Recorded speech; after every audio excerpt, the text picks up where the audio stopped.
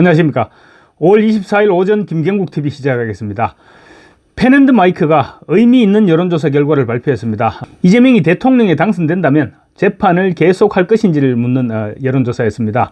펜앤드마이크가 여론조사 공정에 의뢰해서 지난 21일과 22일 이틀간 실시한 여론조사인데, 이재명의 당선 여부와 무관하게 재판은 계속돼야 한다는 의견은 지난주보다 3.8%포인트 급증한 54.4%, 중단돼야 한다는 의견은 2.8%포인트 감소한 42.8%를 기록했습니다. 두 의견 간의 차이는 오차 범위를 넘어서는 11.6%포인트였습니다. 지역별로 보면 서울에서는 41.0%대 55.9%로 재판이 계속돼야 한다는 의견이 14.9%포인트나 높았습니다. 경기 인천에서도 45.6대 51.0, 대구 경북에서는 34.0 대 64.0, 부산 울산 경남에서는 31.9 대 65.9, 강원 제주에서는 39.0 대 58.6, 거의 모든 지역에서 계속해야 한다는 의견이 압도했습니다. 다만 대전 세종 충남북에서는 48.5 대 49.8로 계속돼야 한다가 미세하게 높았고, 광주 전남북에서는 57.7 대 39.1로 중단돼야 한다는 의견이 높았습니다. 그러나 광주 전남북에서 무려 39.1%가 재판이 계속돼야 한다고 응답한 것은 이재명의 호남 기반이 그만큼 흔들리고 있는 것으로 봐야 할 것입니다. 이 가운데 일부는 이재명에게 투표를 할 수도 있겠지만, 어쨌거나 이재명을 무조건적으로 찍겠다는 응답자는 57.7% 뿐이라는 것입니다. 연령별로는 20대 이하는 34.3 대 60.7%, 30대는 37.2 대 60.9%로 재판이 계속돼야 한다는 응답률이 60%를 넘어섰습니다. 전체적으로 볼 때는 일주일 전인 15일 발표에는 중단돼야 한다와 계속 진행돼야 한다는 응답이 45.6 대 50.6%로 양 두 의견 간 차이는 오차 범위 이내인 5%포인트 차이였는데, 일주일 사이에 6.6%포인트나 더 벌어진 것입니다. 2주 전인 5월 9일에는 중단돼야 한다와 계속 진행돼야 한다는 응답이 47.2 대 49.9%로 불과 2.7%포인트 차이였습니다. 3주 만에 11.6%포인트로 급변한 것입니다. 세 차례의 조사에서 중단돼야 한다는 의견은 47.2에서 45.6, 그리고 42.8%로 급감했습니다. 반면 계속 진행돼야 한다는 여론은 49.9에서 50.6, 그리고 54.4%로 급등하고 있는 것입니다. 제가 주목하고 있는 부분은 재판이 중단돼야 한다는 응답입니다.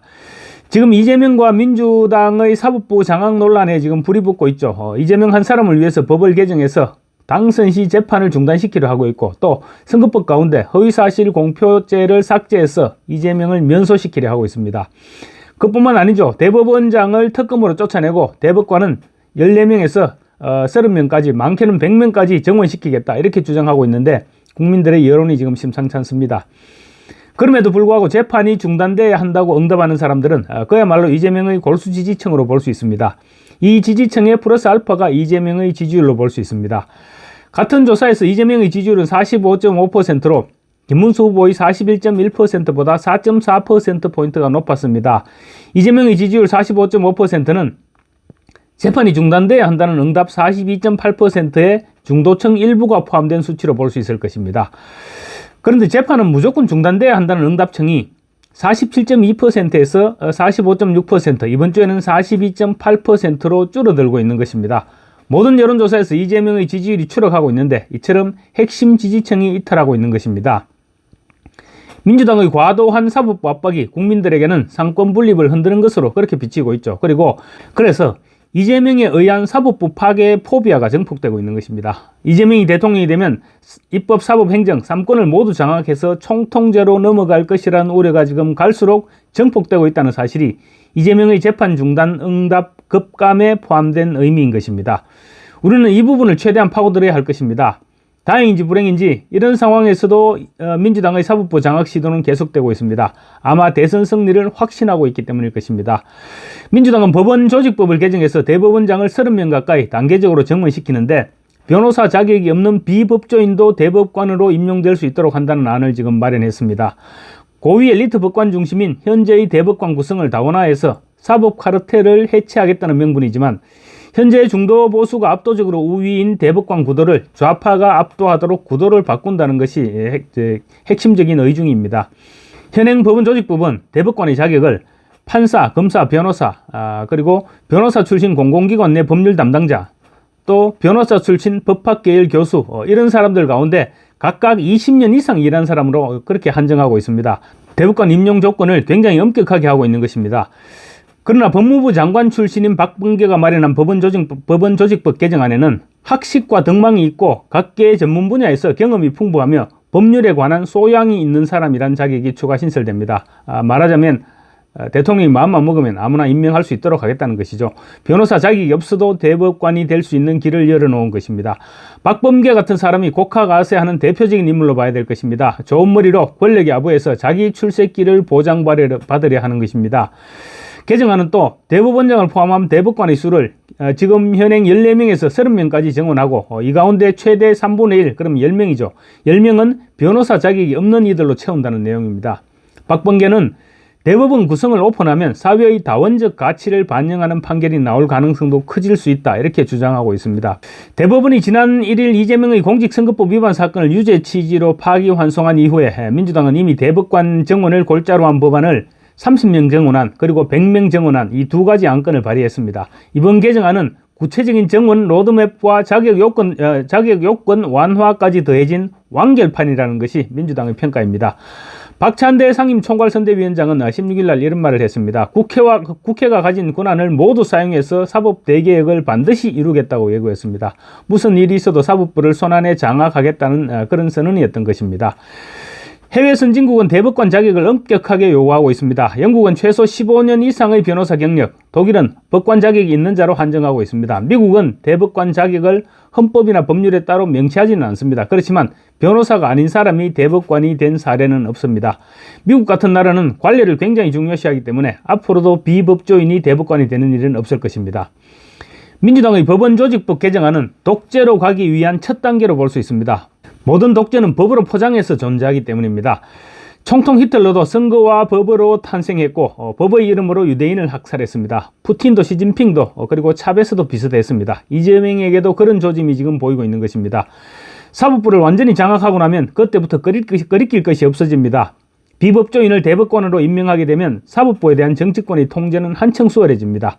예를 들어 정청래 같은 사람이나 또 박범계의 말처럼 사회의 다원적 가치를 반영한다, 이런 명목 아래 노동조합이나 시민단체 출신을 대법관으로 임명해 놓으면 어떤 일이 벌어지겠습니까? 지금은 일부 우리법 연구회 출신 판사들이 장난을 치고 있지만 만약에 시민단체나 노동계에서 대법관에 임명되게 된다면 사법부는 완전히 이념 집단이 되어버리는 것입니다. 가장 이념적인 사람들이 이념 성향의 재판을 하게 될 것이고 사법부를 신뢰하지 못하는 국민들은 직접 자신의 손으로 갈등을 해결하려 할 것입니다. 대한민국의 민주주의는 그렇게 되면 끝이 나는 것입니다. 완벽한 총통체제가 되는 것입니다. 지금 좌익 전체주의 일당 독재 시대가 막 등장하려고 꿈틀거리고 있는 그런 시점입니다. 법치주의의 핵심은 법률 전문성입니다. 대법관은 대한민국의 최종심을 판단하는 최고법관으로서 법과 법리 해석과 판결의 정합성, 일관성, 예측 가능성을 책임져야 합니다. 그런데 비법조인이 다수 임명될 경우 전문성과 일관성 없는 법 해석이 어려워져서 판결의 신뢰성 자체가 급격하게 추락할 수밖에 없을 것입니다. 대법관들이 법을 모르는 사람으로 채워진다면 누가 법원의 판결을 신뢰할 수 있겠습니까? 지금까지 수십 년간 법학교육과 사법시험, 변호사시험, 실무 경력을 통해서 쌓아온 법조인 양성체계도 무력화될 수 있습니다.